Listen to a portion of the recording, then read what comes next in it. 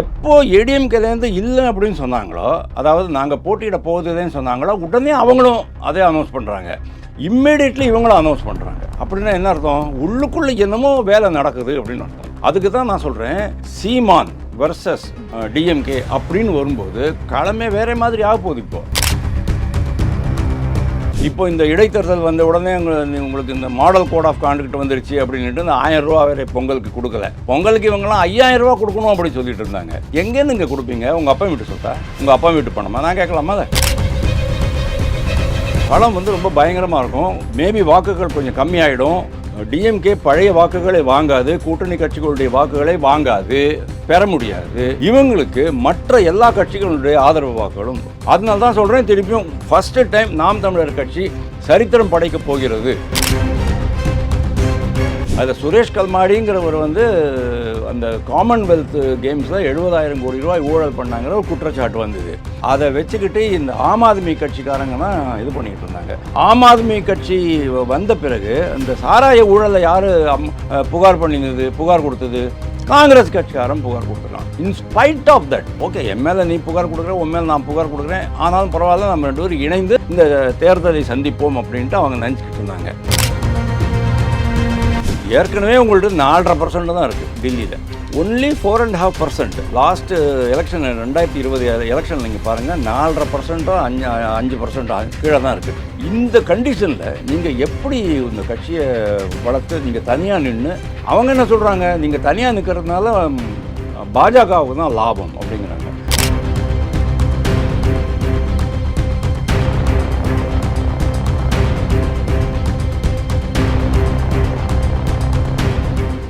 Real one நேயர்களுக்கு வணக்கம். இன்றைய நேர்காணலுக்காக நம்முடன் இணைகிறார் அரசியல் விமர்சகர் திரு வாசுதேவன் அவர்கள்.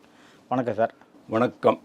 எல்லாருமே ஆவலோடு எதிர்பார்த்த ஈரோடு கிழக்கு இடைத்தேர்தலில் பாஜக போட்டியிடும், இல்லை அதிமுக போட்டியிடும், இல்லை விக்கிரவாண்டி போல் கை கழுவுன்ற மாதிரி தான் எதிர்பார்த்தோம். ரெண்டுத்துல தான் ஒன்று நடக்கும் அதிமுக பொறுத்த வரைக்கும். ஆனால் பாஜக அப்படியே களமாடும், கூட்டணி கட்சிகளாக இருக்க தமாக கொஞ்சம் சப்போர்ட் பண்ணலாம் அப்படின்ற மாதிரி தான் எதிர்பார்த்துருந்தோம். ஆனால் பார்த்தீங்கன்னா பாஜகவும் புறக்கணிச்சிருக்கு. அதிமுகவும் பாஜகவும் ஒற்றை புள்ளியில் வந்திருக்காங்க. இந்த தேர்தலில் இடைத்தேர்தலில் ஒரே முடிவை எடுத்திருக்காங்க.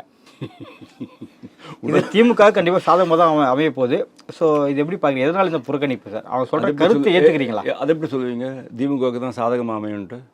இல்லை, இடைத்தேர்தனாலே ஆளுங்கட்சி தான் சாதகம் இல்லை. நான் இவங்களும் சேர்ந்து நாம் தமிழருக்கு வாய்ஸ் கொடுக்க வாய்ப்பு. யார் சொன்னா? எங்கிட்ட 9 இது இருக்கு. 9 இடைத்தேர்தல்களில் கருணாநிதி தோத்த இடைத்தேர்தல்கள் ஆளுங்கட்சியாக இருக்கும்போது 9 பேர். இல்லை, ஆளுங்கட்சியாக இருக்கும்போது. ஆளுங்கட்சியாக இருக்கும்போது திருமாவளவன் ஆளுங்கட்சியாக இருக்கும்போது இல்லை, ஆளுங்கட்சியாக இல்லாத போது கூட. 2011 2017 வரைக்கும் டிஎம்கே தோற்றுருக்கு. இந்த இவ்வளோ சட்டசபை இடைத்தேர்தலில் இந்த ட்ரிப்பு கூட அவங்க தோக்கிறதுக்கான சான்சஸ் ரொம்ப அதிகமாக இருக்குது. நீங்கள் ஒரு கேள்வி கேட்டீங்க, அது எப்படி பாஜகவும் ஏடிஎம்கேயும் ஒரே மாதிரி டிசிஷன் எடுத்து இப்படின்னுட்டு. அப்படின்னா என்ன, நீங்கள் என்ன சொல்ல வரீங்க? நீங்கள் அவங்க 2 பேருக்குள்ள ஏதோ அண்டர்ஸ்டாண்டிங் இருக்குன்றீங்களா? இல்லை, 2026 சொல்லியிருக்கல, 2020 திமுக முற்றிலும் ஒழிக்கிறதுக்கான காலம் வந்துடும், அதனால் இந்த தேர்தல் அண்ணாமலை அவர் சொல்லி, அதனால இவங்க 2 பேரும் சேர்ந்துருவாங்க அப்படிங்களா? சேர்ந்தால் நல்லதுதான், நல்ல விஷயந்தான். ஆனால் இப்போது முதல்லையே கண்டினியூவாக தொடர்ந்து இருந்ததுன்னு சொன்னால் அதனுடைய எஃபெக்ட் வேறையாக இருந்திருக்கும். இப்போ திடீர்னு இப்போ விட்டு போயிட்டு திருப்பி சேர்ந்துக்கிட்டாங்கன்னு சொன்னால் அதோடைய எஃபெக்ட் இல்லை. அண்ணாமலை பல இடத்துல என்ன சொல்லியிருக்காருன்னா, அதிமுக பிரதான எதிர்கட்சியாக இங்கே செயல்படலை, ஆனால் எல்லா இடத்துலையும் பாஜக தான் பிரதான எதிர்கட்சியாக செயல்பட்டு வருது அப்படின்னு சொன்னார். ஆனால் இங்கே இல்லையே, இடைத்தேர்தலில் இல்லையே. அது உண்மை தானே. ஆனால் இடைத்தேர்தலில் போட்டிட்டு காட்டணும்ல சார். போன ஈரோடு கிழக்கு இடைத்தேர்தலில் கூட அதிமுக தான் போட்டிடுது, இவங்க பிரச்சாரத்துக்கு போனாங்க. தேவையே கிடையாதுங்க. நீங்கள் ஒரு காமன் கேண்டிடேட் நிறுத்தணும் அப்படின்னாங்க. அதாவது கடந்த மக்களவை தேர்தலில் மற்ற கட்சிகள்லாம் என்ன சொன்னாங்க, 350 இடங்களில் ஒரு காமன் கேண்டிடேட் நிறுத்திடலாம் அப்படின்னு சொல்லிட்டு ஐஎன்டிஏ கூட்டணிக்காரங்க சொன்னாங்க. முடிஞ்சுதா அவங்களால? காங்கிரஸுக்கே 300 இடங்கள் நாங்கள் நிற்க போகிறோமாங்கிறது தெரியாமல் போச்சு. 543 இடங்களில் 300 இடங்களில் தான் அவங்களால நிற்க முடிஞ்சுது. கடைசியில் 300ங்கிறது 309 வரைக்கும் அவங்க நின்னாங்க அப்படின்னு நான் நினைக்கிறேன். அப்போது அவங்க மட்டும் ஒரு காமன் கேண்டிடேட் போட முடியும், போட விரும்புவாங்க. இவங்க விரும்பக்கூடாதா? நான் என்ன கேட்குறேன், செல்வப்பெருந்தகை முதல் நாள் சொல்கிறாரு, நாங்கள் மேலிடத்தை கலந்து ஆலோசித்து வேட்பாளரை அறிவிப்போம் அப்படின்ட்டு. அதுக்குள்ளே நெக்ஸ்ட் டே காலையில் டிஎம்கே அனௌன்ஸே பண்ணிட்டாங்க, இதுதான் கேண்டிடேட் அப்படின்ட்டு. எப்படி? கலந்து ஆலோசிச்சாங்களா அவங்க? டிஎம்கே காங்கிரஸ் கட்சியை மட்டம் தட்டுறதுக்காக அவங்க அதை பண்ணுறாங்க. காங்கிரஸ் கட்சியை அவமானப்படுத்துறதுக்காக, கேவலப்படுத்துறதுக்காக தான் அவங்க உடனே ஒரு கேண்டிடேட் அனௌன்ஸ் பண்ணுறாங்க. யாரையும் கலந்து ஆலோசிக்கலை. கம்யூனிஸ்ட்டை கலந்து ஆலோசிக்கலை, இவங்களை கலந்து கம்சே கம் காங்கிரஸ் கட்சியை கலந்து ஆலோசிக்க வேண்டாமா? ஏன்னா காங்கிரஸ் கட்சி தானே ரெண்டு சமயத்தில் ஜெயிச்சிருக்கு. இவர் திருமுருகன் ஒன்று, இவர் இளங்கோவன் ஒன்று. அது கூட பண்ணலை. ஆனால் இங்கே நீங்கள் பாருங்கள், முதல் நாள் வந்து ஒரு 3 days பேக் என்னாச்சு, மத்தியானம் விஜய் பிரபாகரன் நிறுத்தலாம் அப்படின்னு சொல்லி. ஆனால் தேமுதிக வட்டாரத்தில் வந்ததா இல்லைன்னு தெரியல, ஒரு ஊடகத்தின் வட்டாரத்தில் வந்திருக்கு. ஊடகம் வழியாக வந்திருக்குன்னு சொன்னால் டெஃபினட்டாக அது பேச்சுவார்த்தை இருந்திருக்கும். ஏன்னா அவங்களுக்கு வந்து ஓகே, மக்களவைக்கு தான் பண்ண முடியல, கம்சேகம் எம்எல்ஏ வாக்கி இப்போ அழகு பார்க்கலாம்னு சொல்லிட்டு அந்த அம்மாவுக்கு, எந்த ஒரு அம்மாவுக்கும் தாய்ப்பாசம் இருக்காதா? உதயநிதியுடைய அம்மாவுக்கு மட்டும்தான் தாய்ப்பாசம் இருக்கணுமா? இவங்களுக்கு இருக்கக்கூடாதா? அவங்களுக்கு இருந்திருக்கு, அவங்க ஆசைப்பட்டிருக்கலாம், கண்டிப்பாக ஆசைப்பட்டிருக்கலாம், பேச்சு நடந்திருக்கும். எப்போ ஏடிஎம்கேலேருந்து இல்லை அப்படின்னு சொன்னாங்களோ, அதாவது நாங்கள் போட்டியிட போகுதுன்னு சொன்னாங்களோ, உடனே அவங்களும் அதே அனௌன்ஸ் பண்ணுறாங்க. இம்மீடியட்லி இவங்களும் அனௌன்ஸ் பண்ணுறாங்க. அப்படின்னா என்ன அர்த்தம்? உள்ளுக்குள்ளே என்னமோ வேலை நடக்குது அப்படின்னு அர்த்தம். அதுக்கு தான் நான் சொல்கிறேன், சீமான் வர்சஸ் டிஎம்கே அப்படின்னு வரும்போது களமே வேறு மாதிரி ஆக போகுது. இப்போது சீமான் ஏறு திசையில் இருக்கிறாரு. மெயின் காரணமே இந்த ராமசாமி நாயக்கரை பற்றி அவர் வந்து புட்டு வைக்கிறார் பாருங்கள். அந்த உண்மைகளெல்லாம் மறைக்கப்பட்ட உண்மைகள், அவருடைய உண்மையான இயல்பு என்ன, அவர் என்னென்னலாம் யாருக்கெல்லாம் எகென்ஸ்டாக என்னென்னலாம் பேசினார், அவர் செய்யாததெல்லாம் இவங்க என்னென்னலாம் செஞ்சதாக சொல்லிக்கிட்டு இருக்கிறாங்க. அது எல்லாத்தையும் இப்போ புட்டு வைக்கிறார் பார்த்தீங்களா? அதனால சீமான ப்ராபப்ளி இந்த ஒரே ஒரு காரணத்துக்காகவே, அதாவது ராமசாமி நாயக்கர் என்கிற ஒரு போலியான ஒழுக்கங்கெட்ட ஒரு மனிதருக்கு ஒரு மிகப்பெரிய பிம்பத்தை கொடுத்து 60 வருஷமாக தமிழ்நாடு முட்டாளாக்கிக்கிட்டு இருக்கிற இந்த டிஎம்கேக்கு பாடம் புகற்றுவதற்கு எல்லா கட்சிகளும் சேர்ந்து சீமானை ஆதரிக்கக்கூடாதா? நான் கேட்குறேன். இவ்வளோ நாள் இவர் அண்ணாமலை என்ன சொன்னார்? ஸ்ரீரங்கத்தில் வந்தபோது அந்த சிலையை அகற்றுவேன் அப்படின்னாரு. உடனே எல்லாம் குதிக்க ஆரம்பித்தான், இன்க்ளூடிங் காங்கிரஸ். அப்புறம் அவர் என்ன சொன்னார்? சிலையை அகற்றுவேன்னு சொன்னேன்னா அங்கே லெனின் சிலை மாதிரி இல்லையா, அது எங்கே இருக்கணுமோ அங்கே இருக்கும். யாருக்கு ராமசாமி நாயக்கர் மேலே ஒரு மரியாதையோ அவங்க போய்ட்டு மாலையை போட்டுக்கணும், ப்ராப்ளம் இல்லை. ஆனால் கோயிலுக்கு முன்னால் அது இருக்கக்கூடாது. அப்படி கோயிலுக்கு முன்னால் இருக்கணும்னு சொன்னோன்னா இதை நான் சொல்கிறேன், கோயிலுக்கு முன்னால் இருக்கணும்னு சொன்னால் அதே மாதிரி சர்ச்சுக்கு முன்னாலே இருக்கலாம், காங்கிரஸுக்கு முன்னாலே இருக்கலாம், கம்யூனிஸ்ட் முன்னாலே இருக்கலாம். துக்ளக் சோ என்ன சொன்னார்? ராமசாமி ரொம்ப கிளியராக ஒரு விஷயம் சொல்கிறாரு. கம்யூனிஸ்ட்டுகள் யாருடைய காலை வேணுமானாலும் நக்கி பிழைப்பவர்கள் அப்படின்ட்டு இவர் சொல்கிறாரு. யார்? பெரியார் ராமசாமி நாயக்கர். அப்போ நீங்கள் கம்யூனிஸ்டுகளுக்கு முன்னால் கம்யூனிஸ்ட் ஆஃபீஸ் இருக்குது இல்லையா, நம்ம கமலாலயம் பக்கத்தில் இதுக்கிட்ட சவுத் போக் ரோட்லேயே அங்கே போய் அந்த சிலையை வச்சுட்டு, கம்யூனிஸ்டுகள் ஆஃபீஸ் முன்னால் சிலையை வச்சுட்டு நீங்கள் இது பண்ணுங்க, அது என்ன, அந்த வாசகத்தை எழுதி வைங்க. இல்லை, கடந்த ஈரோடு கிழக்கு இடைத்தேர்தலில் பார்த்தீங்கன்னா சீமான் அவர்கள் அருந்ததி சமுதாய மக்களில் கான்ட்ரவர்சியாக பேசி ஒரு கிரியேட் பண்ணார். அப்போ அவருக்கு எதிர்ப்பும் பிரச்சாரத்தும் போது வெளிப்பட்டது. இப்போ பெரியாரை பற்றி ஒரு கான்ட்ரவர்சி கிரியேட் பண்ணி தான் இந்த தேர்தலையும் சந்திக்க போகிறார். இப்போ ஈரோடு வந்து அவரோட சொந்த ஊர், தந்தை பெரியாரோட மண்ணுன்னு சொல்கிறாங்க. என்ன மாதிரி ரியாக்ஷன் வர? தமிழ்நாடு மண்ணு இல்லையா? மக்கள் புறக்கணிப்பாங்க சீமானை? இல்லை, அந்த ஈரோடு மக்கள் பெரியாருக்காக சீமானை புறக்கணிப்பாங்களா இல்லை வரவேற்பு? அதை தான் நான் சொல்கிறேன். நீங்கள் என்ன ஈரோடு தான் அவருடைய மண்ணுங்கிறீங்க, இவங்கெல்லாம் சொல்கிறாங்க தமிழ்நாடே பெரியார் மண் அப்படின்னு சொல்லிகிட்டு இருக்கிறாங்க. நாங்களாம் தமிழ்நாடு ஆன்மீக மண், ரிஷிகள் முனிகளுடைய மண்ணுன்னு தான் சொல்லி, சித்தர்களுடைய மண்ணு நாங்கள் சொல்லிகிட்டு இருக்கோம். நீங்கள் போன தடவை சீமானுக்கு ஒரு நியர்பையான ஒரு 10,000 நியர்பையான ஓட்டு தான் கொடுத்துருந்தாங்க. பெரியாரை விமர்சித்ததுக்கு அப்புறம் என்ன மாதிரி ஓட்டுகளை வாங்க? பெரியார் விமர்சனம் பண்ணின உடனேயே அங்கே வந்து அவருடைய குடும்பாவி எரிக்கப்பட்டதா இல்லையா? வீடியோ பாருங்கள் சார், கரெக்டாக ஆமாம், சீமானுடைய குடும்பாவி எரிக்கப்பட்டது. எவ்வளோ பேர் வந்தாங்க? நான் நினச்சேன் அட்லீஸ்ட் ஒரு 20,000 பேர் வந்திருப்பாங்கன்னு நான் நினச்சேன். ஈரோடு கிழக்கில் மட்டுமே நீங்கள் பாருங்கள், மொத்த ஈரோடையும் நீங்கள் விட்ருங்க, 5-6 லட்சம் பாப்புலேஷன் இருக்குது. அட்லீஸ்ட் ஒரு 20,000 பேர் வரக்கூடாதாங்க? 4 பேர் தான் வந்தாங்க. அவங்கள பிடிக்கிறதுக்கு 6 போலீஸ்காரர்கள். வீடியோ பாருங்கள் நீங்கள். கிடையவே கிடையாது சார். அந்த ராமசாமி நாயக்கருங்க அந்த பிம்பம் தான் போயிடுது. மக்கள் வந்து அதை தாண்டி ரொம்ப தூரம் போயிட்டாங்க. இவங்க தான் அதை பிடிச்சிக்கிட்டு தொங்கிட்டு உட்காந்துட்டு இருக்கிறாங்க. ஏன்னா அவங்களுக்கு என்ன நினைப்பு அப்படின்னா, அந்த பழைய பெருமைகளை பேசிக்கிட்டே தெரிஞ்சுக்கிட்டு இருக்கலாம் அப்படின்ட்டு இவங்களுடைய தப்பு கால்குலேஷன் போட்டுக்கிட்டு இருந்தாங்க. அது அப்படியே உண்மையாக போச்சு. அதாவது அவங்களுக்கு வந்து முகத்தை கறி பூசின மாதிரி ஆச்சு. ஏன்னா இன்றைக்கி சீமானுக்கு வந்து போற்றுபவர்கள் தான் அதிகமாகிட்டு இருக்கிறாங்க. சமூக வலைதளம் முழுக்க முழுக்க சீமான் ஃபேவரபுளாக தான் போயிட்டுருக்கு. நானும் சீமானுக்கு ஃபேவரபுளாக தான் இருக்குது இந்த விஷயத்தில். ஏன்னா உண்மையை மக்களுக்கு சொல்லணும் சார். யாருக்குமே தைரியம் வர மாட்டேங்குது சார். இப்போ சீமான் மட்டும்தான் இந்த இடைத்தேர்தலில் களம் கண்டுறாரு திமுக எதிராக. இப்போது இந்த நீங்கள் சொன்ன மாதிரி இந்த ஒற்றை பிள்ளைக்கு 2026 விஜய் நீங்கள் சொல்லுங்க. 2026 தானே அவரோட விஜய் வர 2026 தான் அவரோட கணக்கு. அதனால் விஜய் வந்து 2026 பார்த்துக்கலாம். இப்போ சீமானுக்கு இவங்க 3 பேரும் நீங்கள் சொன்ன மாதிரி தேமுதிக, அதிமுக, பாஜக மறைமுக ஆதரவோ இல்லை நேரடி ஆதரவோ கொடுக்க வாய்ப்பு இருக்கு. விஜய் கொடுக்க மாட்டாரா? நான் சொல்கிறேங்க, விஜய் கொடுக்குறாங்க. சரி, கொடுத்தாலும் 2026 கணக்கு எப்படி வரும்? இது பாசிட்டிவாக ஆகிடும். 4 பேரும் ஒற்றை இதில் வந்துடுவாங்களா? திமுக வீழ்த்த 1-to-1க்கு ரெடி ஆகிடுவாங்களா? கொஞ்ச நாளைக்கு அப்புறமா விஜய் அவருடைய அந்த அஞ்சலை அம்மாள் அந்த இவங்கெல்லாம் ஒரு 4-5 ஐக்கன்ஸ் வச்சுருந்தாங்க இல்லையா, ராமசாமி நாயக்கரை கீழே இறக்கிடுவார்.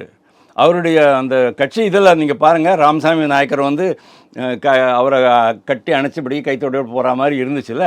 இப்போ அதெல்லாம் கொஞ்சம் கம்மியாகிடும். இப்போ தான் வந்து சீமானுக்கே விழிப்பு வந்திருக்கு அப்படின்னா விஜய்க்கு கொஞ்சம் விழிப்பு வர்றதுக்கு டைம் ஆகும். ஆனால் அவரை கொஞ்சம் குவிக்காக கத்துன்றுவார் அப்படின்னு நான் நினைக்கிறேன். விஜயனுடைய ஆதரவாளர்கள், அதாவது எஸ்பெஷலி சீமான் கிட்டேருந்து விஜய்க்கு போன ஆதரவாளர்கள் இருக்காங்க இல்லையா, அதாவது சீமானுடைய கட்சி ஆல்மோஸ்ட் உடைய போச்சு. அக்டோபருக்கு அப்புறமா அந்த நவம்பர் டிசம்பர் 15ஆம் தேதி வரைக்கும் ரொம்ப சலசலப்பு ஏற்பட்டது, கலகலத்து போச்சு. அந்த சமயத்தில் ஓடி போனவங்கலாம் திருப்பி ஓடி இந்த பக்கம் வருவாங்க. ஏன்னா இன்றைக்கி இங்கே தான் ஏறுமுகம். விஜய் இன்னும் உங்களுக்கு டெஸ்ட் செய்யப்படாத, அதாவது பரீட்சை செய்து பார்க்கப்படாத ஒரு சக்தியாக தான் அவர் இருக்கார். அதனால் அவரும் இவருக்கு சப்போர்ட் பண்ணுவாங்க, பாஜக ஆதரவாளர்கள் சப்போர்ட் பண்ணுவாங்க, ஏடிஎம்கே மறைமுகமாக கண்டிப்பாக சப்போர்ட் பண்ணும், தேமுதிகருக்கு, ஏஎம்எம்கேருக்கு நிறைய பேர் இருக்கிறாங்க. ஏன் வேல்முருகன் கட்சி கூட. சரி, டிஎம்கே பற்றி பேசுவோம். டிஎம்கேக்கு எவ்வளோ வாக்குகள் விழுங்குறீங்க? 1,10,000 வாக்குகள் அப்போது விழுந்தது வந்து அனுதாபத்தினால. ஒரு 20-25,000 வாக்குகள் அவருக்கு அனுதாபத்தினால தான் விழுந்தது. அதர்வைஸ் 44% அப்படிங்கிறது, அதாவது அவருடைய பையன் திருமுருகன் காந்தி 44%, திருமுருகன் ஈவராங்கிறவர் 44% தான் வாங்கினார். இவருக்கு 66% விழுது. 64%, 20% தான் அந்த இது, அதாவது அந்த அனுதாப அலை. இப்போது இவிகேஎஸ் இளங்கோவனுடைய வீட்டிலேருந்து யாராவது நின்னா கூட அந்த அளவுக்கு விழுமா அப்படிங்கிறது தெரியாது. ஏன்னா மக்களுக்கு மத்தியில் பயங்கரமான சலிப்பு வந்தாச்சு. திருப்பி போய் ஓட் போட்டுக்கிட்டு இருக்க முடியாது. நீங்கள் என்ன தான் 20,000 ரூபா கொடுத்தீங்கன்னு சொன்னாலும் அவன் திட்டுறான். அங்கே இவ்வளவு கடுபடி பண்ணுறாங்க, டிராஃபிக் ப்ராப்ளம் ஆகுது, எங்கே போனாலும் போலீஸினுடைய கட்டுப்பாடுகள் எக்கச்சக்கமாக இருக்குது, சுதந்திரமாகவே இருக்க முடியல, எங்கே போனாலும் பட்டி தொட்டியில் பிடிச்சி உடனே கூட்டின்னு போய் பட்டி தொட்டியில் அடைச்சிடுறாங்க. திரும்பி போகும்போது 50 ரூபா 500 ரூபா கொடுக்குறாங்க, அது வேறு விஷயம். 10 நாளைக்கு 500 ரூபா கொடுத்தாங்க. அப்புறம் பிரியாணி அப்படிங்கிற பேரில் என்னென்னமோ போட்டாங்க. அது நாய் பிரியாணியா இல்லை இதுவோ, அது என்னது ஆடு பிரியாணி அப்படிங்கிறது நமக்கு தெரியாது, கோழி பிரியாணியாங்கிறது நமக்கு தெரியாது. அதெல்லாம் போட்டுக்கிட்டு இருந்தாங்க. உதயநிதியுடைய பிக்சர்லாம் காமிச்சிக்கிட்டு இருந்தாங்க. இந்த ட்ரிப்பு பாஜக அதெல்லாம் பண்ணக்கூடாது. நாம் தமிழர் கட்சியே அந்த வேலையெல்லாம் பண்ண விடாது. ஏன்னா 2023 பிப்ரவரி மாதம் நடந்த அந்த இடைத்தேர்தலில் தேர்தல் ஆணையம் அதனுடைய அதிகாரிகள் எல்லாமே இதை வந்து கண்டுக்காமல் விட்டுக்கிட்டு இருந்தாங்க. நம்ம வந்து எவ்வளவு வீடியோஸ் போட்டு காமிச்ச பிறகு கூட அதை வந்து கண்டுக்கவே இல்லை. ஆனால் இந்த ட்ரிப்பு அந்த மாதிரி இருக்காது அப்படின்னு நான் நம்புகிறேன். அதனால் டிஎம்கேனுடைய வாக்குகள் கம்மியாகும். 1. 2, அதாவது ஜென்ரலாகவே உங்களுக்கு வந்து 60%க்கு மேலே வாக்குகள் பதிவாக போகிறதில்ல. அப்போது உங்களுக்கு வாக்கு விகிதமும் கம்மியாயிடும். 66%ங்கிறது 60%, 55% தான் ஆகும். அதுதான் உங்களுக்கு டிஎம்கேக்கு ரொம்ப கம்மியாயிடும். ஏன்னா 3.25 வருஷம் ஆன்டி இன்கம்பன்சி இருக்குது. அப்போ வந்து 2 வருஷம் தான் இருந்தது. இப்போ வந்து 3.25 வருஷம். ஏற்கனவே மக்கள் நொந்து போய் உட்காந்துருக்குறாங்க. இப்போ இந்த இடைத்தேர்தல் வந்த உடனே உங்களுக்கு இந்த மாடல் கோட் ஆஃப் கான்டக்ட் வந்துருச்சு அப்படின்ட்டு இந்த 1000 ரூபா வேறு பொங்கலுக்கு கொடுக்கல. பொங்கலுக்கு இவங்கெல்லாம் 5000 ரூபா கொடுக்கணும் அப்படின்னு சொல்லிட்டு இருந்தாங்க. எங்கேருந்து இங்கே கொடுப்பீங்க? உங்கள் அப்பா வீட்டு சொத்தா? உங்கள் அப்பா வீட்டு பணமா? நான் கேட்கலாமா? அதை நீங்கள் நிர்மலா சீதாராமன் ஒரு அமைச்சர் கேட்க முடியும்னு சொன்னால் நான் உங்களை கேட்குறேன். உங்கள் அப்பா வீட்டு சொத்தா கொடுக்க போகிறீங்க? அந்த 30,000 ரூபா நீங்கள் வாங்கி நீங்கள் சேர்த்து வச்சுக்கிட்டு இருக்கீங்களே வருஷம் பழனிவேல் தியாகராஜன் சொன்ன மாதிரி, அதில் இருந்தால் கொடுக்க போகிறீங்க? மக்களுடைய பணத்தை தானே கொடுக்க போகிறீங்க. மக்களுடைய வரி பணம் இல்லைன்னு சொன்னால் கடன் வாங்கி தானே நீங்கள் கொடுக்க போகிறீங்க. கொடுக்குறதுல என்ன ப்ராப்ளம் இருக்குது அப்படின்னு கேட்குறேன். ஸோ அதுவும் இப்போ வராது. ஒரு சமயம் ஏடிஎம்கேவோ இல்லைனா பாஜகவோ நின்று இருந்தாங்க, ஆனால் ஒரு பெரிய கேண்டிடேட், ஹெவி கேண்டிடேட் போட்டிருந்தாங்க அப்படின்னு சொன்னால் நம்ம யுவராஜ் மாதிரி ப்ராபபிளி இவங்க என்ன பண்ணியிருப்பாங்க, இன்னும் வேறு ஏதாவது நலத்திட்டங்கள் பண்ணியிருப்பாங்க. 10,000 ரூபா கொடுக்குறதுக்கு 20,000 ரூபா கூட கொடுத்துருப்பாங்க ஒரு ஓட்டுக்கு. இப்போது அந்த மக்களுக்கு அது இல்லாமல் போயிடுச்சு. நாம் இப்போது விடுதலை சிறுத்தைகள் கட்சியினுடைய ஆதரவு, அந்த ஆதரவு வாக்குகள் எவ்வளவு அவங்களுக்கு போகும்? காங்கிரஸ் கட்சியினுடைய ஆதரவு வாக்குகள் எவ்வளவு போகும்? வன்னியர்களுடைய இவரோட வேல்முருகன் மாதிரி வன்னியர்களுடைய வாக்குகள் அவங்களுக்கு எவ்வளோ போகும்? ஆதரவான வாக்குகள் எவ்வளோ போகும்? முந்தி மாதிரி போகாது. முந்தி அவங்கெல்லாம் ஜெயிச்சதுக்கு காரணமே காங்கிரஸ் கட்சி கிடையாது. காங்கிரஸ் கட்சிக்கு 8000 வாக்குகள் தான் சார் இருக்குது அந்த ஈரோடு கிழக்கு தொகுதியில். காங்கிரஸ் அப்படின்னு நீங்கள் சொன்னால் அவ்வளோதான் விழும். ஆனால் காங்கிரஸுக்கு அதிகமாக ஏன் விழுதுன்னா, இது வந்து டிஎம்கே 28-30%, விடுதலை சிறுத்தைகள், கம்யூனிஸ்ட் எல்லாருமே. கம்யூனிஸ்ட்காரன் நீங்கள் போட மாட்டான், ஏன்னா கம்யூனிஸ்ட்காரங்களும் அந்த அளவுக்கு பேசிட்டாங்க. ராஜாலாம் ரொம்ப பேசிட்டாரு. இவர் முரசொலியில் தலையங்கமே போட்டுவிட்டாங்க. ஓகே, உங்களுக்கு என்ன வேணுமோ வாங்கிங்க அப்படின்னா என்ன அர்த்தம்? அப்படின்னா என்னங்க அர்த்தம்? ஐயா எதுவும் வாங்கிட்டு போங்கய்யா அப்படின்னு சொன்னால் என்ன அர்த்தம்? உங்களை கேவலப்படுத்துகிற மாதிரி இல்லையா? அப்படி தான் கேவலப்படுத்துவீங்களா? ஒன்று, காங்கிரஸ் கட்சியை கேவலப்படுத்துனீங்க. ரெண்டாவது, விடுதலை சிறுத்தைகள் கட்சியை கேவலப்படுத்துறீங்க. மூணாவது, கம்யூனிஸ்ட் கட்சியும் கேவலப்படுத்துறீங்க. நாலாவது, வேல்முருகனையும் கேவலப்படுத்துறீங்க. வேல்முருகன் வந்து ஆளுநர் 6ஆம் தேதி வந்தபோது தேசிய கீதம் பாடுங்க அப்படின்னு சொல்லும்போதே இவங்க எந்திரிச்சு, பாக்கி எல்லாரும் உட்காந்துருக்காங்க, இவர் முதல்ல எந்திரிச்சு போய் கேட்குறாரு, நீங்கள் ஏன் சார் பல்கலைக்கழகத்தில் துணைவேந்தர் பதவியை டிலே பண்ணுறீங்க, அதனால தான் இதெல்லாம் நடக்குது அப்படின்னு இவர் ஆரம்பித்தார். என்னையா அவசியம் உங்களுக்கு? அவன் டிஎம்கேக்காரன் பார்த்துக்க மாட்டானா? முதலமைச்சர் இருக்கார், அவர் கேட்க மாட்டாரா எழுந்திரிச்சு? வேற யாரும் கேட்பாங்க ஆளுங்கட்சியிலேருந்து, இவர் கேட்குறாரு. அவ்வளோதான் பண்ணிட்டு கூட, அதாவது நான் அவ்வளோ லாயலாக இருக்கேன் உங்களுக்குன்னு காமிக்கணும் அவருக்கு. அப்புறம் கூட என்னாச்சு, திருப்பியும் கண்ணா பின்னா அவங்க பேச ஆரம்பிச்சிட்டாங்க. அதனால் இந்த கூட்டணி கட்சிகளினுடைய ஆதரவு வாக்குகள் டிஎம்கேக்கு கிடைக்காது, சந்திரகுமாருக்கு கிடைக்காது. அதனால் திருப்பியும் சொல்கிறேன், களம் வந்து ரொம்ப பயங்கரமாக இருக்கும். மேபி வாக்குகள் கொஞ்சம் கம்மியாயிடும். டிஎம்கே பழைய வாக்குகளை வாங்காது, கூட்டணி கட்சிகளுடைய வாக்குகளை வாங்காது, பெற முடியாது. இவங்களுக்கு மற்ற எல்லா கட்சிகளுடைய ஆதரவு வாக்குகளும் வரும். அதனால தான் சொல்கிறேன், திருப்பியும் ஃபஸ்ட்டு டைம் நாம் தமிழர் கட்சி சரித்திரம் படைக்கப் போகிறது. கண்டிப்பாக அவங்க ஜெயிச்சுட்டு சட்டசபைக்கு போகிறாங்க. அட்லீஸ்ட் சீமான் ராமசாமி நாயக்கர் பற்றிய போலி பிம்பத்தை சுக்கு நூறாக்கினார்.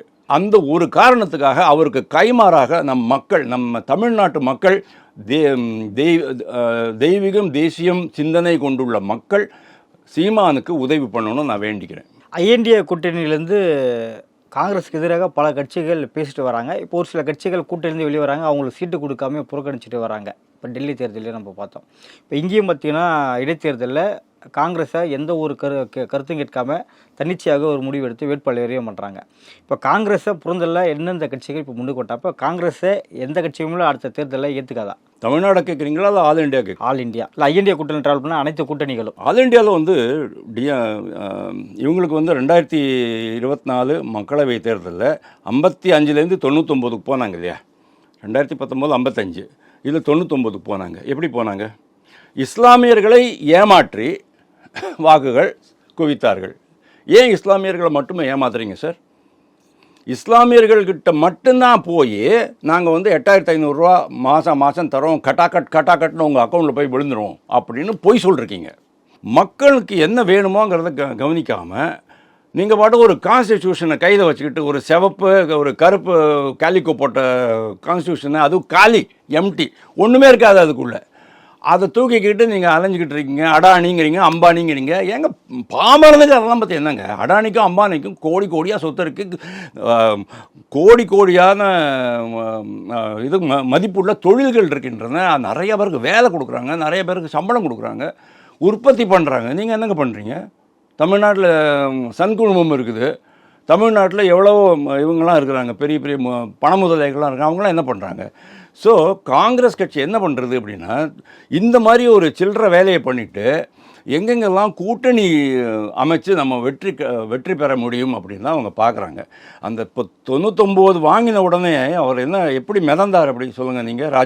ராகுல் காந்தி 100க்கு 99ங்கிற மாதிரி நினச்சிக்கிட்டார் அவர்.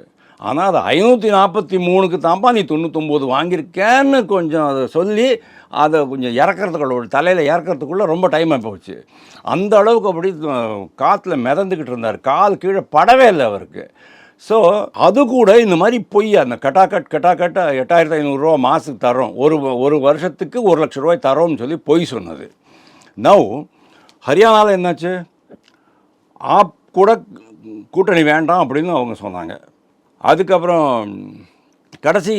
கடைசியில் என்னாச்சு, ஆப்பு ஒன்றுலையும் ஜெயிக்கல, பட் ஹரியானாவில் ஜெயிச்சிட்டாங்க.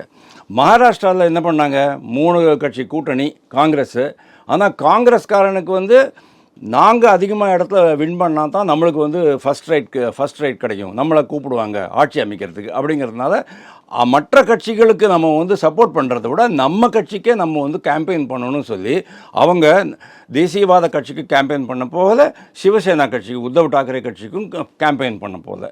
அதே மாதிரி தான் இந்த இடத்துல அந்த மற்ற கட்சிகளும் காங்கிரஸ் கட்சிக்கு இது பண்ண போகல. அதாவது காங்கிரஸ் கட்சி, சிவசேனா, உத்தவ் தாக்கரே கட்சி, தேசியவாத கட்சி 3 கட்சிகளுக்கு உள்ளேயுமே ஒரு பிணக்கம் தான் இருந்தே தவிர ஒரு இணக்கம் இருக்கலை. அதனால தான் அங்கேயும் போச்சு. மத்திய பிரதேஷ் போச்சு, சத்தீஸ்கர் போச்சு, ராஜஸ்தான் போச்சு. இப்போ எஞ்சி இருக்கிறது உங்ககிட்ட கர்நாடகா, தெலுங்கானா அண்டு ஹிமாச்சல் பிரதேஷ். ஹிமாச்சல் பிரதேஷ் அரசு எப்போ வேணாலும் கீழே வரதுக்கு சான்ஸ் இருக்குது. தெலுங்கானாவை பொறுத்த வரைக்கும் ப்ராபபிளி இந்த இயர் எண்டு, அதாவது டிசம்பர் வரைக்கும் அந்த கட்சி இருக்கும், அந்த ஆட்சி இருக்கும். அதுக்கப்புறமா அந்த ஆட்சிக்குள்ளேயே பல்வேறு ப்ராப்ளம் வரும். அவங்களுடைய இன்டர்னல் கான்ட்ரடிக்ஷன்ஸ் இருக்குது இல்லையா, உட்கட்சி பூசல்கள்னாலேயே அந்த ஆட்சி கவிழும் அப்படிங்கிற மாதிரி ஒரு எதிர்பார்ப்பு எங்களை மாதிரி ஆளுங்களுக்கெல்லாம் இருக்குது. ஸோ டெல்லியில் அப்போதுலேருந்து அவங்க சொல்லிகிட்டு இருந்தாங்க கூட்டணி வச்சுக்கலாங்கிற மாதிரி ஆம் ஆத்மி கட்சி. பட்டு ஆம் ஆத்மி கட்சி, அதாவது ஆம் ஆத்மி கட்சியினுடைய அந்த முன்னாள் இவர் ஷீலா தீக்ஷித், முன்னாள் முதல்வர், 15 வருஷம் ஃபஸ்ட் கிளாஸாக ஆட்சி கொடுத்துருக்குறாங்க அவங்க. அந்த அம்மா எந்த ஊழல் குற்றச்சாட்டுக்கும் ஆளாகாமல் அந்த அம்மா தான் இது பண்ணாங்க. அதில் சுரேஷ் கல்மாடிங்கிறவர் வந்து அந்த காமன்வெல்த் கேம்ஸில் 70,000 கோடி ரூபாய் ஊழல் பண்ணாங்கிற ஒரு குற்றச்சாட்டு வந்தது. அதை வச்சுக்கிட்டு இந்த ஆம் ஆத்மி கட்சிக்காரங்க தான் இது பண்ணிக்கிட்டு இருந்தாங்க. ஆம் ஆத்மி கட்சி வந்த பிறகு இந்த சாராய ஊழலை யார் புகார் கொடுத்தது? காங்கிரஸ் கட்சிக்காரன் புகார் கொடுத்துருக்கான். In spite of that, okay, MLA நீ புகார் கொடுக்குற, உண்மையில நான் புகார் கொடுக்குறேன், ஆனாலும் பரவாயில்ல, நம்ம 2 பேரும் இணைந்து இந்த தேர்தலை சந்திப்போம் அப்படின்ட்டு அவங்க நினச்சிக்கிட்டு இருந்தாங்க. ஆனால் இவங்க என்ன சொல்கிறாங்க, நாங்கள் தேர்தலை சந்திக்க அவசியம் இல்லை, எங்களுக்கு தேவையே இல்லை அப்படின்ட்டு. அப்போது ஏற்கனவே உங்கள்ட்ட 4.5% தான் இருக்குது டெல்லியில். ஒன்லி 4.5%. லாஸ்ட்டு எலெக்ஷன் 2020 எலெக்ஷன் நீங்கள் பாருங்கள், 4.5%, 5% கீழே தான் இருக்குது. இந்த கண்டிஷனில் நீங்கள் எப்படி இந்த கட்சியை வளர்த்து நீங்கள் தனியாக நின்று, அவங்க என்ன சொல்கிறாங்க, நீங்கள் தனியாக நிற்கிறதுனால பாஜகவுக்கு தான் லாபம் அப்படிங்கிறாங்க. ஸோ இந்த ட்ரிப் மோஸ்ட் ப்ராபபிளி இவங்க 2 பேர் தனியாக நிற்கிறதுனால பாஜகவுக்கு தான் லாபமாக இருக்க சான்சஸ் இருக்குது. ஸோ ஆல் இண்டியா லெவலில் உங்களுக்கு வந்து எந்த விதமான வளர்ச்சியும் இல்லை. உங்களுடைய வாக்கு வீதம் சரிஞ்சுக்கிட்டு இருக்குது, புதிய தலைவர்கள் உருவாகவில்லை, உங்கள்கிட்ட கொள்கை முரண்பாடுகள் நிறையா இருக்குது, ஒரு குடும்ப கட்சியாக மாறிவிட்டது. ராகுல் காந்தி எங்கே இருக்கார்? அவர் இங்கே வந்து களத்தில் இறங்கியிருக்க வேண்டாமா? ஏங்க நீங்கள் வந்து அரசியல் கற்றுக்கிறீங்க, ஞானம் பெறுவதற்கு நீங்கள் களத்தில் தாங்க இறங்கணும். You are a politician. First you are a politician, அதுக்கப்புறம் தான் பாக்கி. நீங்கள் அவங்களுடைய அந்த எலெக்ஷன் கேம்பெயின்ஸில் கூட ராகுல் காந்தி போஸ்டரே காணும், எல்லாம் மல்லிகார்ஜுன் கார்கே போஸ்டர் தான் போட்டிருக்காங்க, அவருடைய முகத்தை தான் போட்டிருக்கிறாங்க. அப்படின்னா உங்கள் கட்சியில் ராகுல் காந்தி நீங்கள் கழட்டி விட போகிறீங்களா? இதெல்லாம் பயங்கரமான கேள்விகள்லாம் வருது. எப்படி நீங்கள் வந்து இந்த மாதிரி அவங்க சொன்னாங்க இல்லையா, மம்தா பானர்ஜி சொன்னாங்கல்ல, ராகுல் காந்தி வந்து is not a serious politician, absenteeism ரொம்ப இருக்குது, அதாவது ரொம்ப அப்பப்போ வெளில போய்டுறாரு, அப்பப்போ வந்து குதிக்கிறாரு, பண்ணுறாரு, அவ்வளோதான் தவிர, அதாவது ரிமோட் கண்ட்ரோலில் பண்ணுற மாதிரி தான் இருக்குது. இப்போ எப்படி விஜய்க்கு வந்து ஒரு தானாகவே ஒன்றும் பேச தெரியுதோ, திடீர்னு நேற்றுக்கு தான் வந்து நீட்டை பற்றி ஏதோ சொல்லிட்டு போனார் பாருங்க, அது மாதிரி தானாகவே ஒன்றும் தெரிய மாட்டேங்குது. உதயநிதி மாதிரி வச்சுங்களேன், அதாவது ஒரு புரிதல் இல்லாமல், ஒரு அறிவு முதிர்ச்சி இல்லாமல், இன்னும் 56 வருஷம் ஆச்சு அவருக்கு. இவர் மேலே நீங்கள் டிபெண்ட் ஆகிருந்தீங்கன்னு சொன்னால் நம்ம என்ன பண்ண முடியும் அப்படின்ட்டு மற்ற கட்சிகள் கேட்கத்தான் செய்யும். நடப்பு அரசியல் குறித்து பல்வேறு கட்சிகள் இப்போ மிக்க நன்றி சார்.